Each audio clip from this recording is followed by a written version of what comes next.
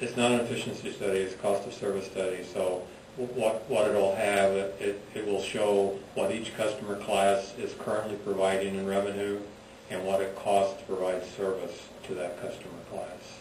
And that's what Intrex will be down on the 10th to discuss and present. Okay.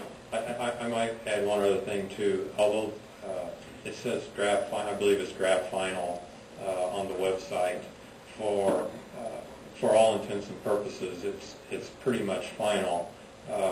Reason why Intrex didn't finalize it is really at my request. I said, well, we haven't presented it to the public and we haven't presented it to the board yet.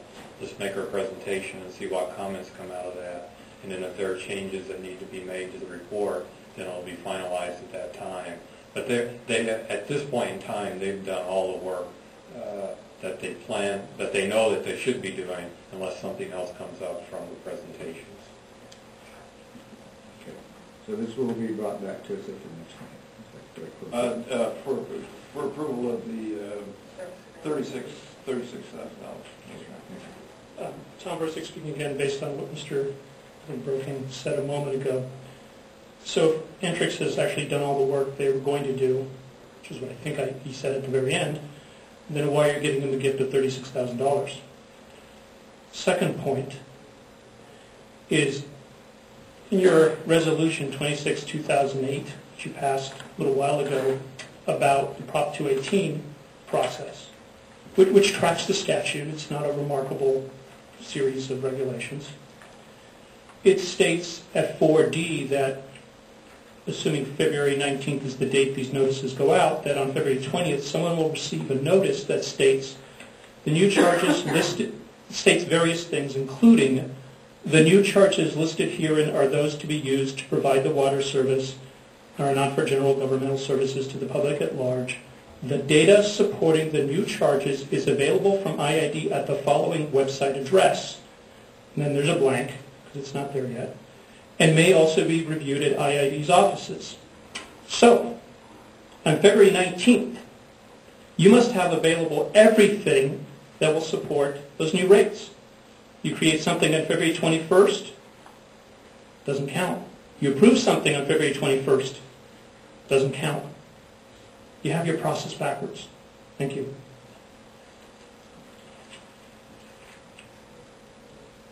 Mr. Kane, take that into consideration for us. I will, Mr. President. Thanks.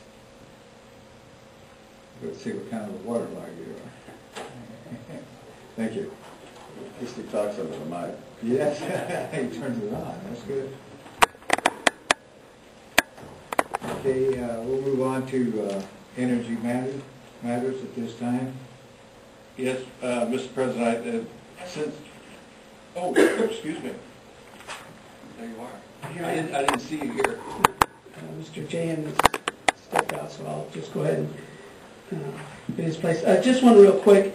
The rodeo committee, ID rodeo committee, wanted to express their thanks and appreciation for the support that both the GM's office and the board of directors gave them in establishing or having the rodeo here in the cattle call arena last Saturday. Director Mendoza was able to join us. It was rained a little bit in the morning, but cleared up, ended up being a beautiful day. We had 15 teams. We had teams from Arizona, APS, teams out of San Diego Gas and Electric, Southern California Edison, LAWP.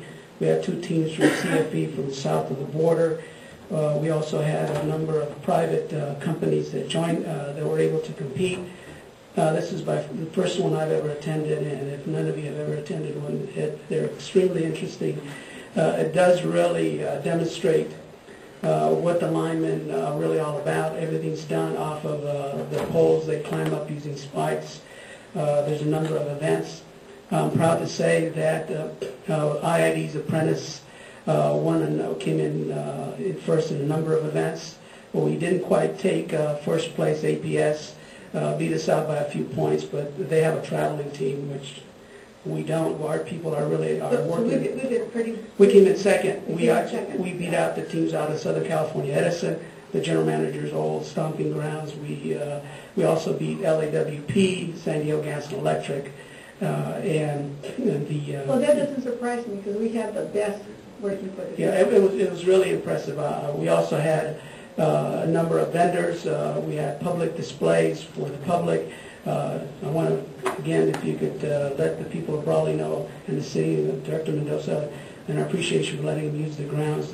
We had a lot of people from Raleigh show up. One thing I do want the board to know, and the public, is that everything that was done on this was done by volunteers. We had over 80 volunteers at this event, and it was employees. It was all done on their own time.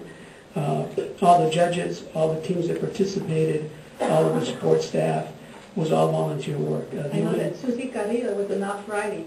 She was there all day till late in the evening. Yes. And she was there early the next morning. Rain, 6 o'clock or so, she was there. The only expense that we had was the actual trophies and meals that we supplied to them. So it was well put together. And again, we invite you, hopefully next year, which we're going to hold up at the La Quinta area. And again, the committee wanted and the alignment wanted me to express their appreciation to the board and the GM for their support. And not to diss the team that won, but I think if we had had steroid testing, we would have disqualified APS. They were 6'4", 10% body fat. Very athletic looking. Clearly a semi-pro team put together by that outfit across the border. Thank you.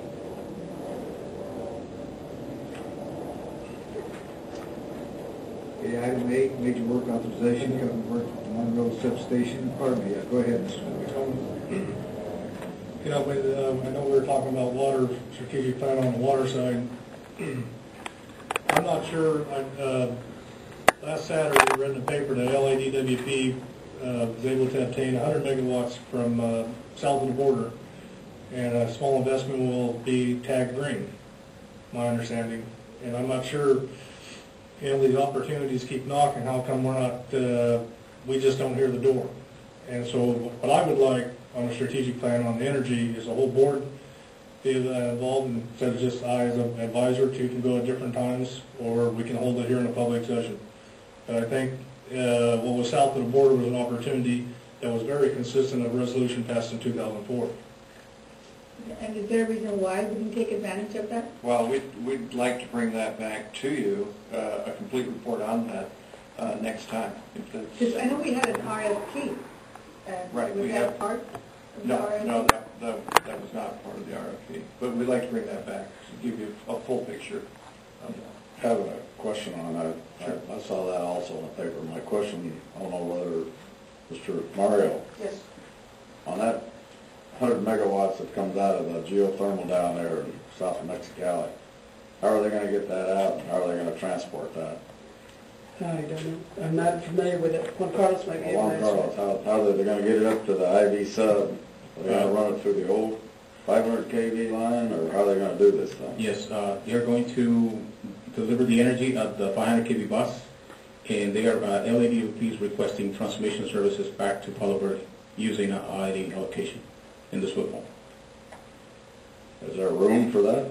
Yes. And how long is that contract for? Do you have any idea? I believe it's a 1-year contract. Just 1 year? and Yes, that's 1 it? year. And we will be charging them a wheeling charge? Yes.